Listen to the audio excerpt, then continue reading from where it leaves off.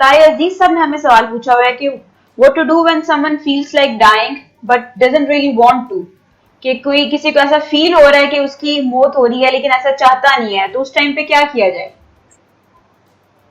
देखिए, ये बहुत ही अहम इशू है कि जब लोगों का मरने को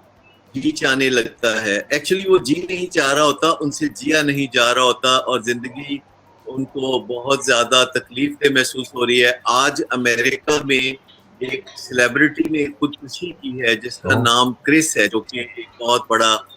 सिंगर था, और उसने अपने आप को हैंग करके खुदकुशी कर लिया है,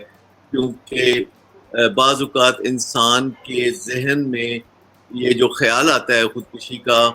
वो इस वजह से आता है कि उसके जिस्म में जो न्यूरोट्रांसमीटर्स हैं, जो केमिकल्स हैं, उनका बैलेंस ख़राब हो जाता है और खुदकुशी वाले न्यूरोट्रांसमीटर्स बढ़ के ऊपर आ जाते हैं और छा जाते हैं और ज़िंदगी में कोई चाम नज़र नहीं आता, ज़िंदगी अज़ियतनाक लगने लगती है और ऐसे में इंसान तो जीना चाहता है लेकिन उससे जिया नहीं जाता। तो ऐसे में सबसे इम्पोर्टेंट ये है कि मेंटल हेल्थ प्रोफेशनल से बात की जाए, अपने प्यारों से बात की जाए और इसे हकीकत समझा जाए, अपनी कैफियत को